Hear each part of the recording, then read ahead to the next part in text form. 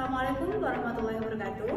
Kami, mahasiswa dari Institut Teknologi dan Bisnis Widya Gambara Bajang.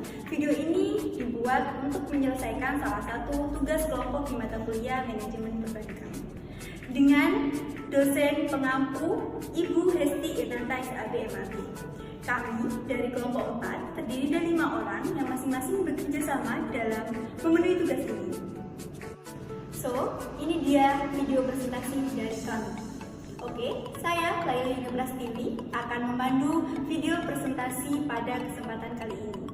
Untuk kalian yang ingin mendownload materi bisa melalui e-learning yang sudah disediakan. Tapi sebelum itu, untuk membahas lebih lanjut, izinkan kami perkenalkan terlebih dahulu. Saya sendiri Laila Yuni Prastiwi dengan NIM 218123201. Kemudian ada Ahmad Farhan Zaini Abdullah dengan NIM 218123202, Veronica Sinta Fauzia dengan NIM 218123205, Debbie Rizkia Maharani dengan NIM 218123178. Kemudian yang terakhir ada Ramadhani Nurfalahi dengan NIM 218123253. Untuk pembahasan yang pertama, yaitu latar belakang. Menurut Munawir, laporan keuangan adalah hasil dari proses akuntansi yang dapat digunakan sebagai alat untuk berkomunikasi antara data keuangan atau aktivitas suatu perusahaan dengan pihak-pihak yang berkepentingan dengan data atau aktivitas perusahaan tersebut. Laporan keuangan adalah salah satu bagian dari proses pelaporan keuangan suatu instansi. Di bank, laporan keuangan harus dibuat dengan memenuhi syarat mutu dan kualitatif berdasarkan akuntansi perbankan. Sehingga laporan keuangan bank tersebut bisa dijadikan pertanggungjawaban atas apapun yang telah dicapai dalam periode tertentu. Pastinya, laporan keuangan bank memiliki beberapa jenis dan komponen yang harus ada di dalamnya, yang juga membedakan antara laporan keuangan bank dengan laporan keuangan perusahaan lainnya. Kemudian pembahasan selanjutnya akan dijelaskan oleh Ahmad Farhan.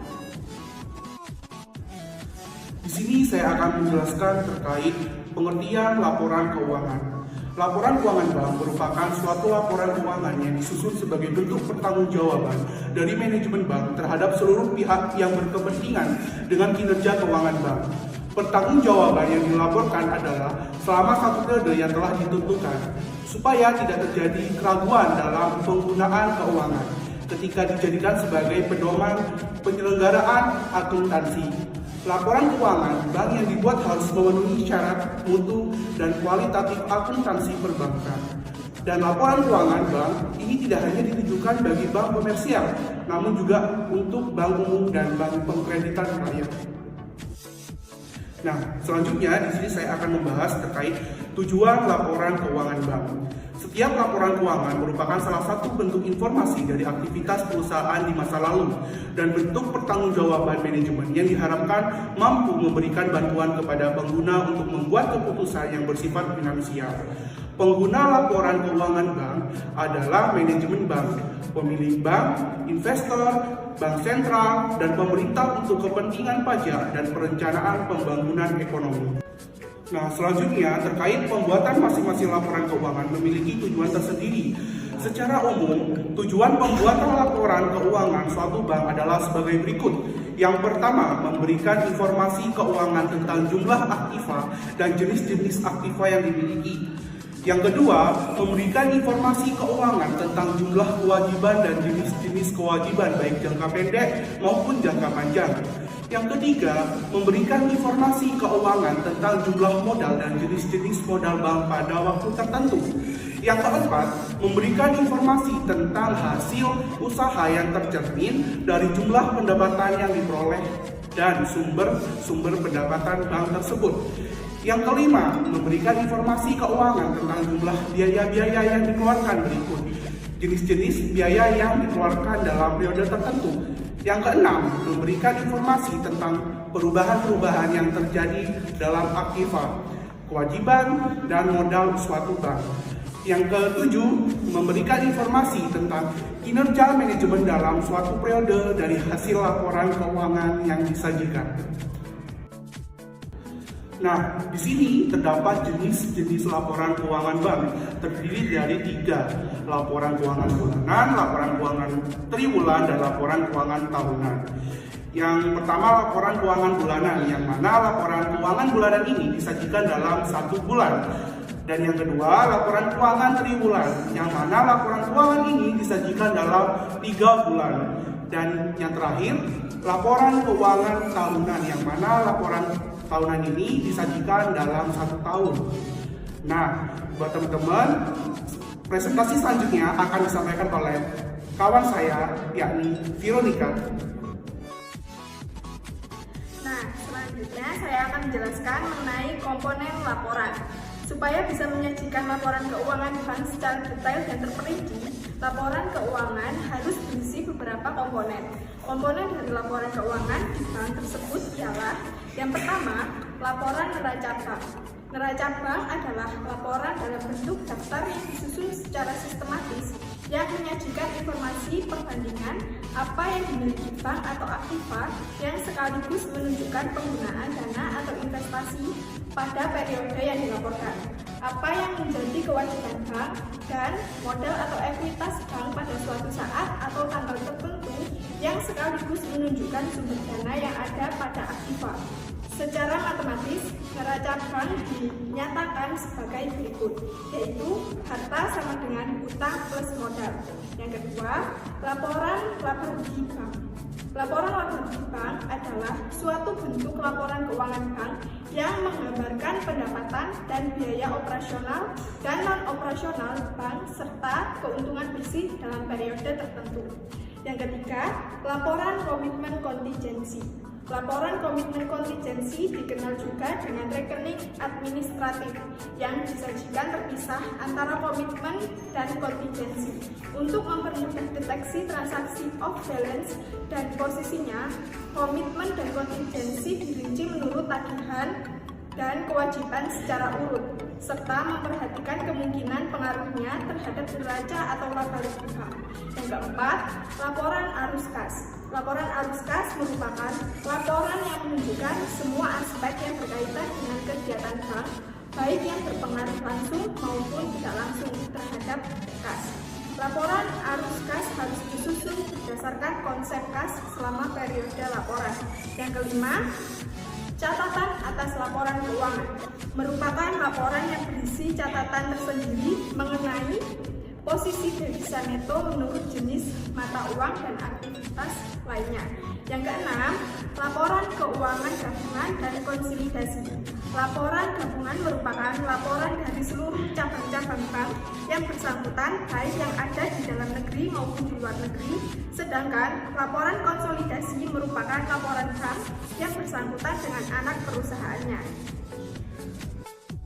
Selanjutnya ada karakteristik kualitatif laporan keuangan. Terdapat 4 karakteristik kualitatif pokok, yaitu yang pertama, dapat dipahami. Kualitas penting informasi yang ditampung dalam laporan keuangan adalah kemudahannya untuk segera dipahami oleh pemakai. Yang kedua, relevan agar bermanfaat. Informasi harus relevan untuk memenuhi kebutuhan pemakai dalam proses pengambilan keputusan. Yang ketiga, keandalan.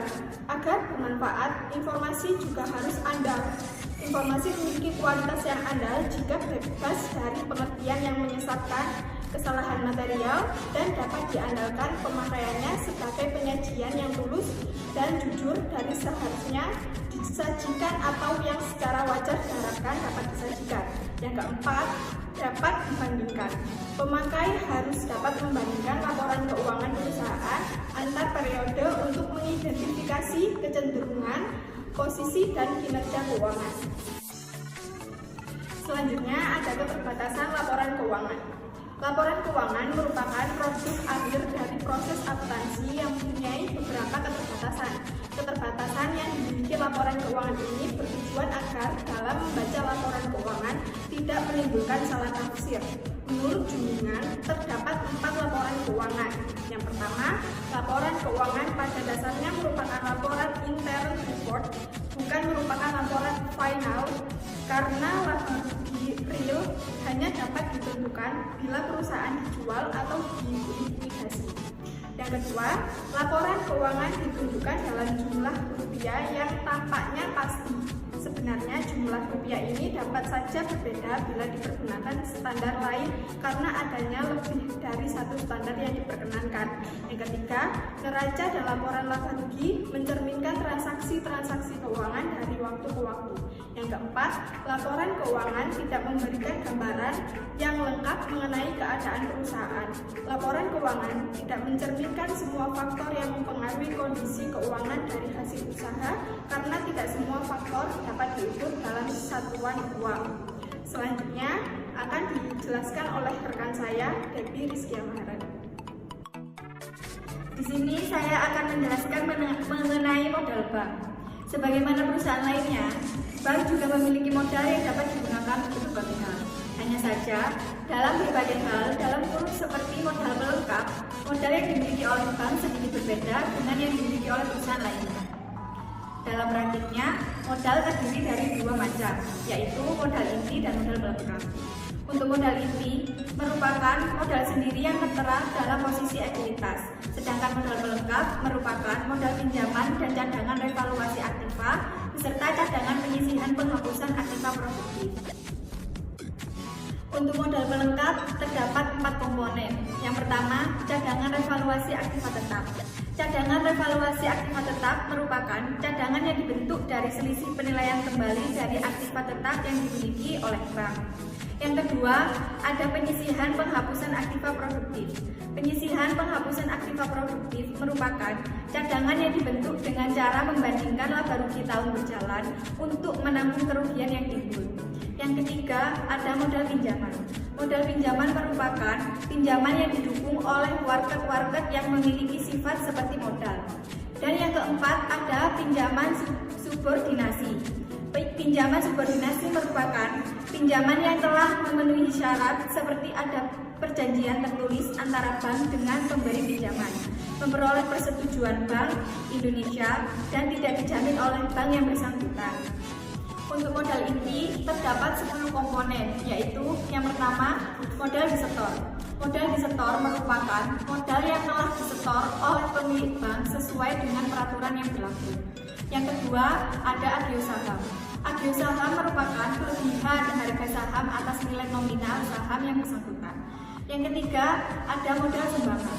Modal sumbangan merupakan modal yang diperoleh kembali dari sumbangan saham termasuk modal dari donasi luar bank. Yang keempat, ada cadangan umum. Cadangan umum merupakan cadangan yang diperoleh dari penyisihan laba yang ditahan. Yang kelima, ada cadangan tujuan. Cadangan tujuan merupakan bagian laba setelah dikurangi pajak yang telah disisihkan untuk tujuan tertentu. Yang keenam, ada laba ditahan. Laba ditahan merupakan saldo laba bersih setelah diperhitungkan pajak dan telah diputuskan RUC untuk tidak dibagikan. Yang ketujuh, ada laba tahun lalu. Laba tahun lalu merupakan seluruh laba bersih tahun lalu selisih diperhitungkan pajak. Yang kedelapan, ada rugi tahun lalu. Rugi tahun lalu merupakan kerugian yang telah diderita pada tahun lalu. Dan yang kesembilan, ada laba tahun berjalan. Laba tahun berjalan merupakan laba yang telah diperoleh dalam tahun berjalan setelah dikurangi taksiran utang pajak. Dan yang terakhir ada rugi tahun berjalan, merupakan rugi yang telah diderita dalam tahun buku yang sedang berjalan. Selanjutnya saya akan menjelaskan materi mengenai rasio keuangan bank. Analisis rasio keuangan bank merupakan suatu alat atau cara yang paling umum digunakan dalam membuat analisis laporan keuangan. Analisis rasio menggambarkan hubungan matematis antara suatu jumlah dengan jumlah lainnya. Karena menginterpretasikan terhadap rasio-rasio ini cukup kompleks, maka keefektifan rasio keuangan ini sebagai suatu alat analisis data sangat tergantung dari kemampuan dan keahlian analisis dalam menginterpretasikannya. Berikutnya ada beberapa analisis rasio keuangan yang digunakan dalam suatu bank, yaitu sebagai berikut. Yang pertama ada cash ratio. Yang kedua ada loan to deposit ratio atau biasa disebut dengan LDR. Yang ketiga ada return on asset atau biasa disebut dengan ROA. Yang keempat ada return on equity atau biasa disebut dengan ROE. Yang kelima ada capital adequacy ratio atau biasa disebut dengan CAR. Dan yang keenam ada debt to equity ratio atau biasa disebut dengan DER. Selanjutnya akan disampaikan oleh rekan saya Ramadhani Nurfalani. Sumber dan jenis pendapatan bunga. Kegiatan operasional suatu bank pada dasarnya mempunyai tujuan yang sama dengan semua kegiatan ekonomi lainnya, yaitu memperoleh keuntungan. Keuntungan pokok perbankan adalah selisih bunga simpanan dengan bunga kredit atau pinjaman. Keuntungan ini dikenal dengan istilah spread method. Namun, di samping keuntungan dari kegiatan pokok tersebut, yang sebagian besar diperoleh dari bunga yang dihasilkan, yang sebagian besar diperoleh dari bunga yang dihasilkan dari pemberian kredit. Pihak perbankan juga dapat memperoleh pendapatan dari transaksi yang diberikan dalam jasa-jasa bank lainnya. Jenis pendapatan yang diperoleh bank atas produk dari jasa yang diberikan kepada masyarakat dapat dibagikan menjadi dua golongan, yakni sebagai berikut. Pendapatan bunga yang pertama, yakni interest income. Yang kedua ada pendapatan bunga, yakni free based income. Adapun pendapatan yang diperoleh dari jasa-jasa bank antara lain, yakni yang pertama ada biaya administrasi, yang kedua ada biaya kirim, dan yang ketiga ada biaya tagih, yang keempat ada biaya provisi dan komisi, dan yang kelima ada biaya iuran, dan yang keenam ada biaya sewa. Transparansi laporan keuangan bank. Sebagai tujuan diadakan transparansi laporan keuangan bank, maka suatu bank wajib memberikan informasi yang terkait dengan kegiatan pada kelompok usaha yang meliputi yang pertama struktur kelompok pemilik usaha bank, dan yang kedua ada transaksi dengan pihak pemilik hubungan istimewa. Selanjutnya ada jenis transaksi dengan pihak-pihak yang mempunyai hubungan yang istimewa antara lain meliputi yang pertama kepemilikan silang, dan yang kedua ada transaksi dari suatu kelompok usaha yang bertindak untuk kepentingan kelompok usaha yang lain. Yang ketiga ada pengelolaan likuiditas jangka pendek yang dipusatkan dalam kelompok usaha. Yang keempat penyediaan dana yang diberikan atau diterima oleh perusahaan antara lain dalam satu kelompok usaha. Yang kelima ada exposure kepada pemegang saham mayoritas antara lain dalam bentuk pinjaman, komitmen, dan garansi. Dan yang keenam ada pembelian atau penjualan aset dengan perusahaan lain dalam suatu kelompok usaha, termasuk yang dilakukan dengan repurchase adjustment.